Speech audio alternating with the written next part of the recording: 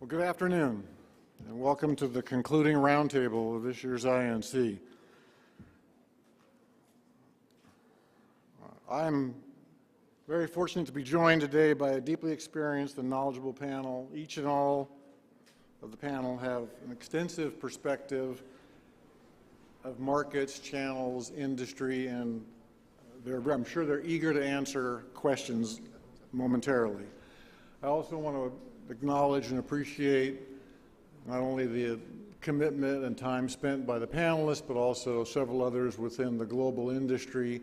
We've worked hard today to give you the clearest view we can at this moment of the crop, and that includes Mr. Richard Guinea from Stallman Farms in Australia, provided a glimpse of what's going on there. We have a grower, Ms. Lalo Medina is in the audience, Mr. Kevin Kramer is also involved, so we've worked virtually and otherwise to try and come up with a series of numbers that we think is a good representation of current spot. The agenda, I'll go through it very quickly. Introduction, actually I'll go back one. I think the other gentleman introduced everybody, but I'll do it again very quickly. Mr. Bruce Karras, Green Valley Pecan, Mr. Jeffrey Sanfilippo, John B. Sanfilippo and Sons, Ms. Jill White, Green and Gold Nuts, South Africa, myself. And so the agenda for today, we go through the INC chart, the traditional sort of obligatory chart. I'll step through export shipment review from U.S., talk about global production summary, sort of what we see a little bit behind us, look at 17 estimate, make an attempt to look forward into the next couple, 3 years, talk about current issues, trends, challenges, and opportunities. I've got basically a starter question for each member of the panel to at least prompt discussion, and then we'll go to questions from the audience and close out. I think there are really three takeaways today that we'd like to leave the audience with. Global supply has not increased materially yet. Visibility, data, and actionable information will improve very soon. Bruce Karras will speak to that in regards to the federal marketing order that's been recently passed and implemented.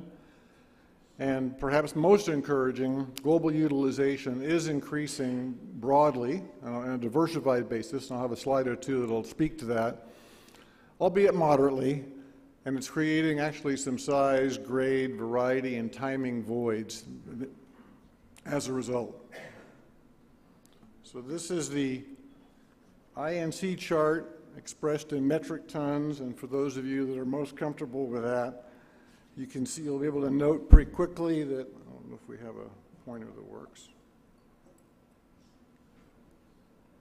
No, we don't. Okay, so you'll see a slight increase in crop from the following on the left-hand side of the slide in blue. You see the prior year total crop production of approximately 273 million metric tons, 1,000. You look forward on the right side of the chart to the green, you'll see a slight increase to 283,000. We'll talk a little more about that in the next slide.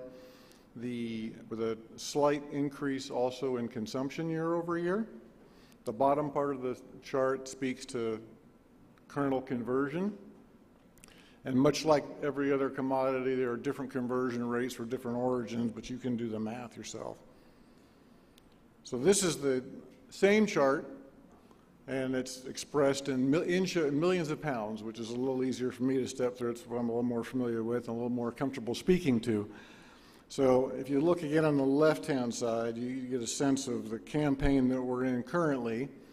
The first bullet point you see at the bottom is that we do expect the 16-17 ending stocks to be similar to prior year with a slight reduction in consumption. That's actually very positive news. It's positive performance. Many earlier in the campaign expected consumption to be off actually much more than it actually is. Numbers that we see suggest that consumption is really only off perhaps 10% plus or minus. I think Mr. Sanfilippo can speak to that in a minute or two.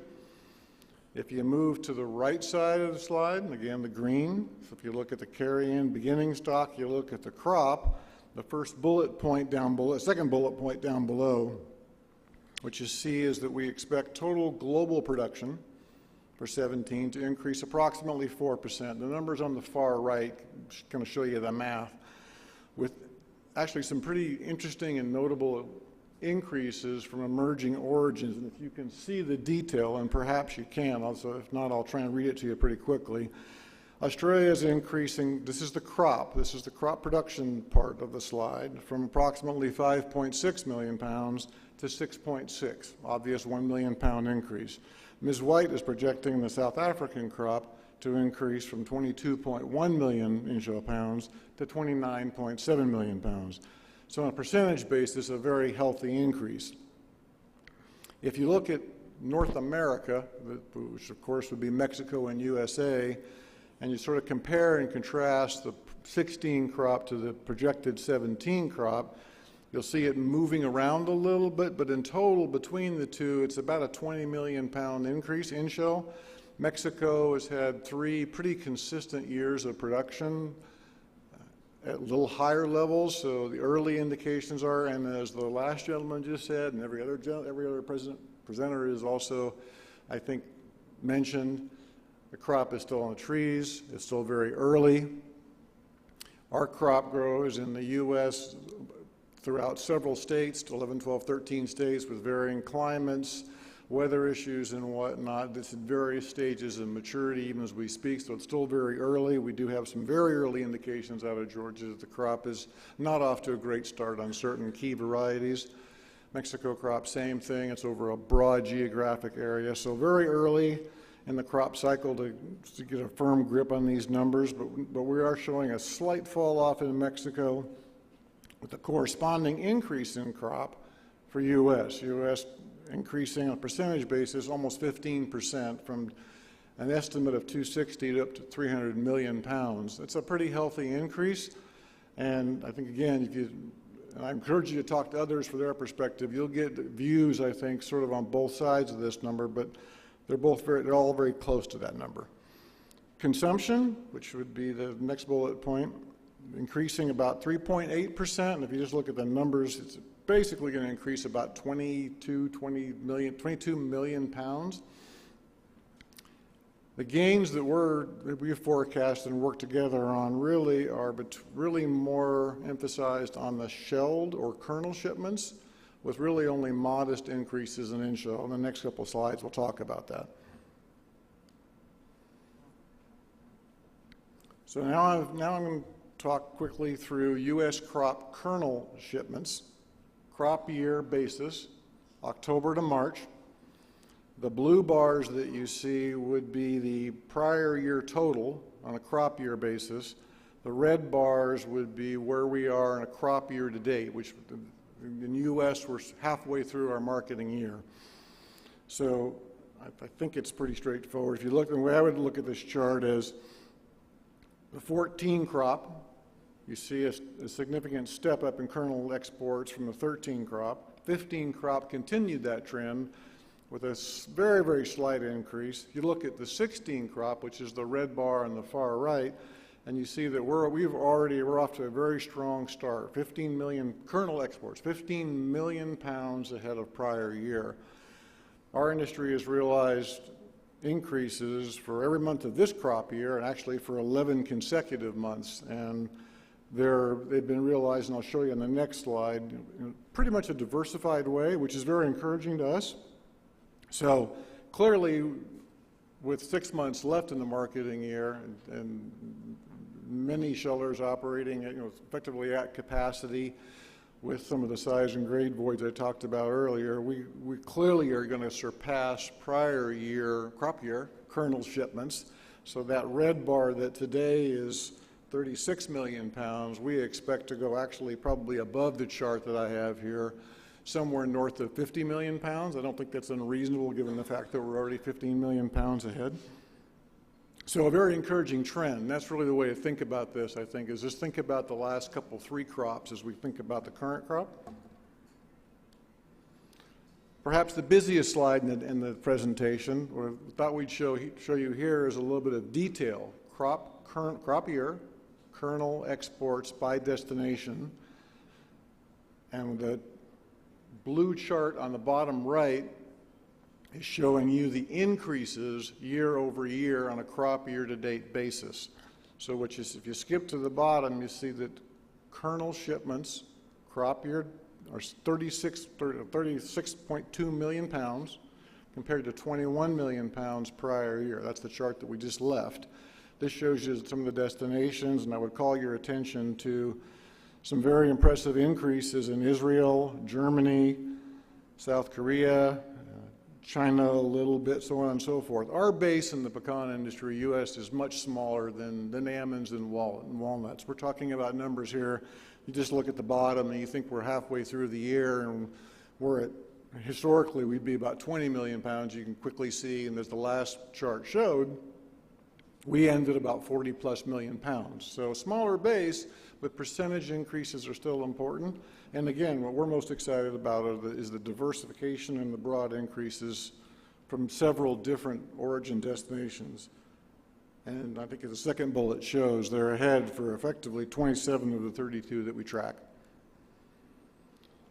So now moving to in-shell exports, October to March, crop year basis. In-shell for the U.S. industry really exported only to one general destination, that's China.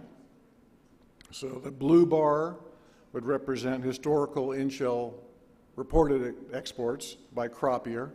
The red bar adjacent to the blue bar would show those in-shell exports on a year-to-date basis, similar to the prior chart. So clearly a big year in 12.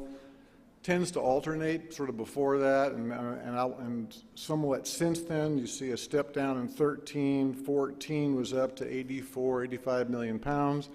You look at the crop year that we're in currently, as the bullet points speak to, and we're already 30% or 12 million pounds ahead of prior year. So a bit of an on year. Exports the last 6 months don't historically move aggressively with volume, although there's a fair bit that still needs to ship. So we expect that the exports this year probably approach somewhere around 70 million pounds approximately. It's not unreasonable given, again, history. So a nice increase. This slide shows in-shell equivalent exports. So for those of you that perhaps are unfamiliar with the in-shell equivalent term, what we're doing here is we're taking the in-shell exports that we just talked about, and then we're taking the kernel exports and we're converting the kernels into on in-shell basis. So what you see, a bit of a sawtooth, the 13, 14, 15, 16, but again, the trend that is most encouraging to us with 16 is that while supply is still moving in a very narrow range, and we'll talk about that in a minute, in-shell export business as a percent of calculated consumption is increasing and now represents nearly 50% of the total consumption. So this slide tried to show here on a side-by-side basis to give you a bit of a correlation. Slide on the left shows really what happens when supply is flat or stable. So again, look at the last 3 or 4 bars working backwards from 16, 15, 14. U.S. crops, what this shows, millions of in-shell pounds. So you see that the crop production has not increased. Meanwhile, demand has increased. So everything from an economic perspective happens accordingly and as you would expect. Farm gate increases at farm level, as does market pricing, which is the right side of the graph, shows you sort of the implied fancy junior mammoth pecan pricing trend. If you were to put, and I probably should have done this, if you were to put 17 estimate next to this, the bar graph on the left, which if you remember that chart a minute or two ago, 300 million pounds plus minus for U.S. So at this moment, supply still remains flat. Tried to do here, give a glimpse of global production, again, so a bit of a history and look forward, trying to do it in a quick way. So the solid line would be obviously history. 17, where the solid line ends, is the number that we're estimating. Tried to keep the axes the same for comparative purposes. So you see Mexico on the left, slowly increasing from 300 plus million. Actually, Mexico might be a little, yeah, from right at 300 million pounds up to 325. U.S. should actually go, the slope of this curve should be actually potentially a little higher. Probably the most exciting graph on the page is South Africa, bottom left. A nice upward slope, a different scale down the bottom. The bottom scale is 40-some million pounds of in-shell. Australia ticking along at a consistent pace. So you put that all together, potential global production, and again, perhaps hard to see, but the last three bars would be 18, 19, and 20 crop years. The 17 crop year would be the one just before that, before it begins to step up. And the way I look at this is similar to other commodities. This globally, pecans have been in sort of a, call it, they were in the 500 million pound range for a number of years, call it 11 to 15. Kind of moved up in 16 to perhaps a 600 million pound range. Question now is, as you look out to 18 to 20, is this crop poised based on basically currently planted acres, current non-bearing acres, and actually new acres that are going in now to actually increase another 70 or 80 million pounds? So I think with that, we'll move quickly to the transition topics. And these are the sort of the starter questions that I talked about earlier. So I think I'll first start with Mr. Bruce Karras. What is the status of the federal marketing order? Thanks, Steve. Am I close enough to the mic for everyone? Okay. Recently in the U.S., the pecan industry was successful in passing a federal marketing order. Very quickly, what a federal marketing order is, it's a law that was written in 1937 that allows agricultural products to assess their crop and then use that crop for research and for marketing. The almonds have done it. You know, Richard was talking at a meeting the other day that their budget's up to, I think, $78 million from the assessment they bring in. Walnuts have done it. Pistachios have used a similar mechanism.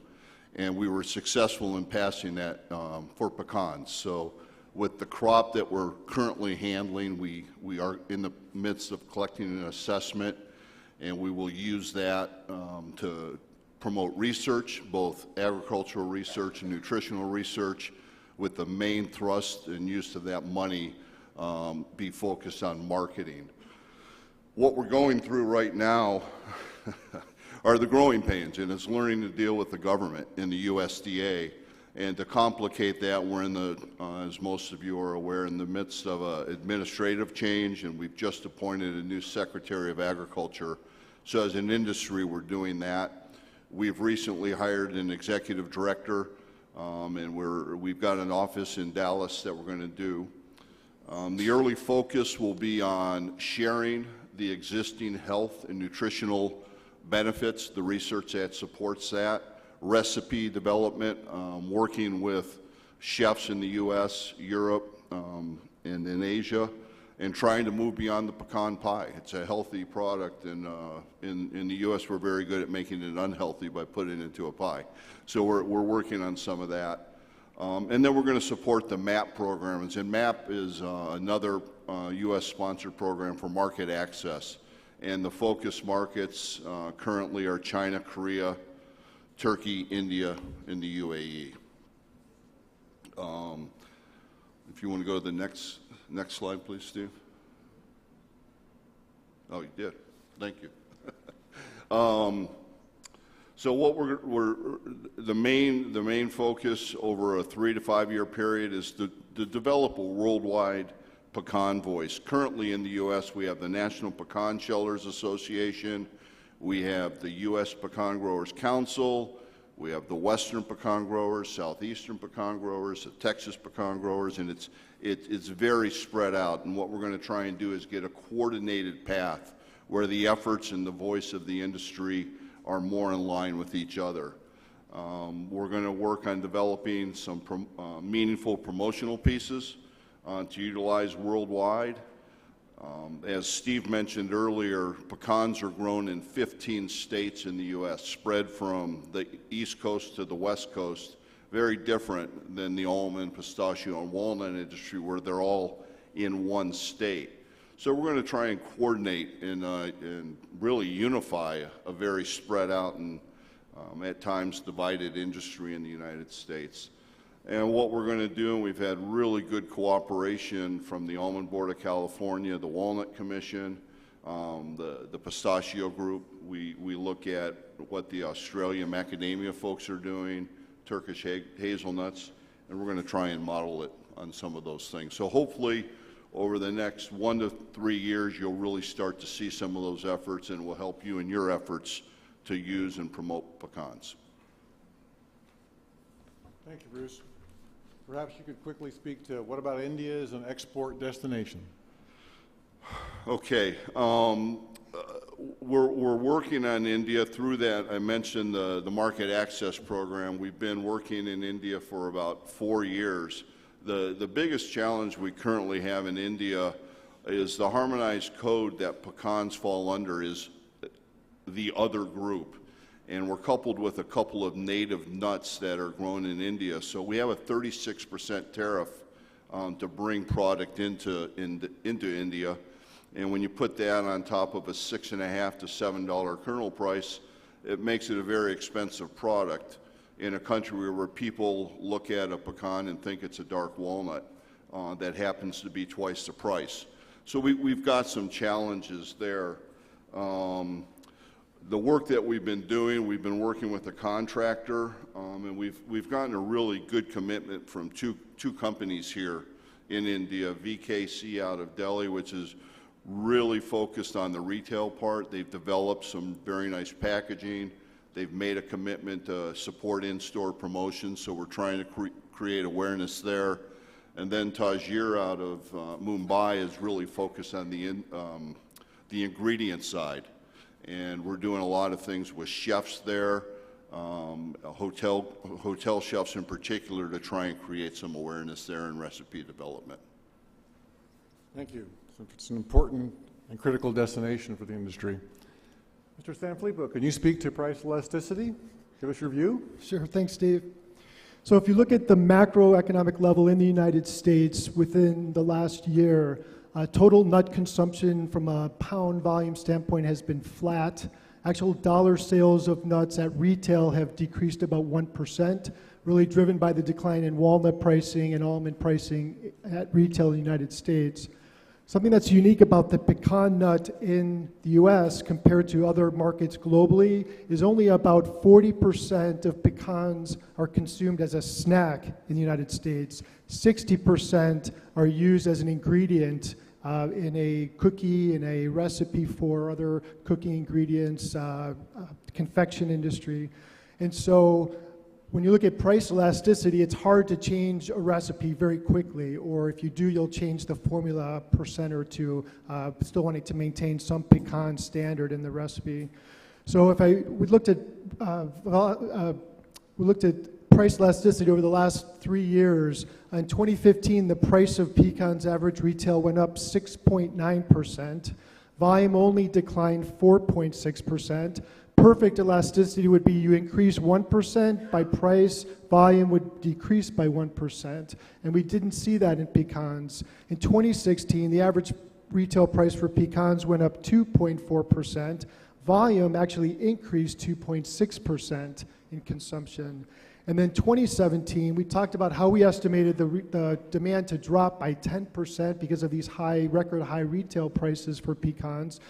So far, we've seen about a 7.2% increase in pricing. We only see about a 6.7% decline in volume through March of this year. And so elasticity, people love pecans.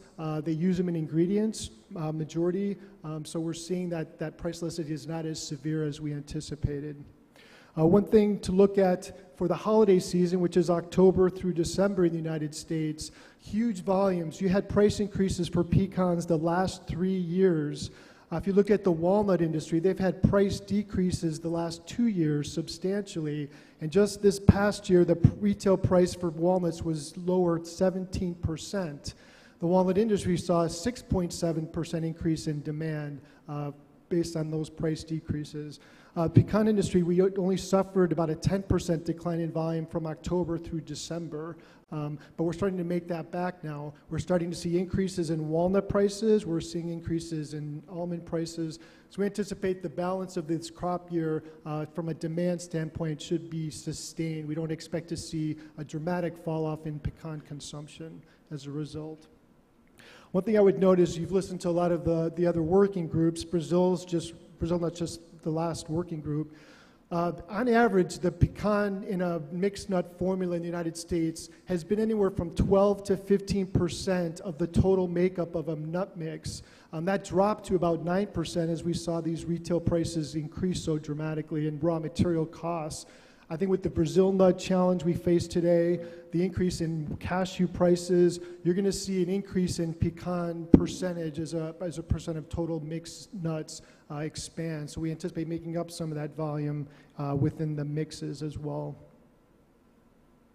Thank you. A precise and comprehensive view.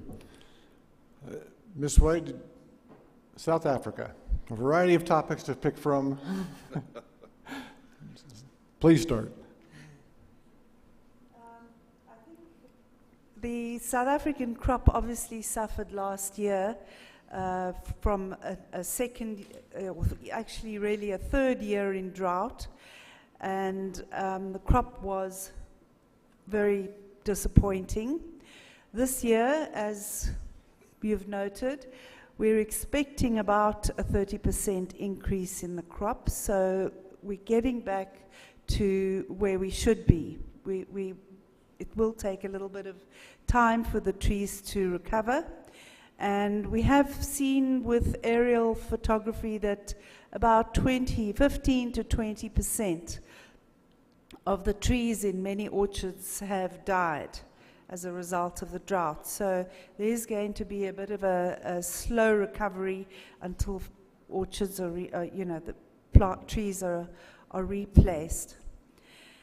In 2016, it was a nightmare to be a handler because farmers, the crop was small and the demand was massive.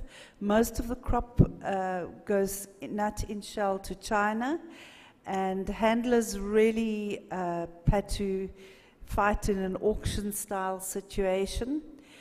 Adding to that, we had very difficult currency volatility. I think South African rand was the most volatile currency in the world in 2016, and this is mainly due to political things, but obviously for handlers that creates a lot of difficulties. On the positive side, we've had wonderful rain, and we hope that the crop will keep growing, and plantings will continue. Thank you. We have one question as we approach the 1 p.m. hour. It's for Mr. Bruce Karras from Mr. Dick Walden. As pollination happened a few weeks ago, when is the right time to get a good crop estimate of both crop size and quality? 4 weeks after we start harvesting. As so many people have, other working groups have mentioned, it's really difficult to get a good idea. Go back to the Brazil nut. We could see it was short, but we didn't realize how short it was. Steve mentioned earlier, we've got a very long growing season. The nuts were pollinated about 4 weeks ago, so if you go out in the orchard, you can start to just get a glimpse of the nutlets. The nuts will size between now and the end of July, and then they'll start to fill in the months of August and September. And that's the really key period, the filling period, and we have to have good rain. In the western United States, the majority of the orchards are irrigated, but when you get into parts of northern Mexico and the southeastern United States, there's a lot of orchards that rely on the rainfall, and so we have to have good rain during that period. From a visual standpoint, usually by mid-July, you can see the nuts in the tree, and then based on the amount of rainfall we have in August and September, by the end of September, we can have a pretty good idea of what that crop is. Thank you. We are at the slightly past the hour, so unless there's any other questions from the audience, I think we'll conclude the presentation. Thank you for your time and your attention.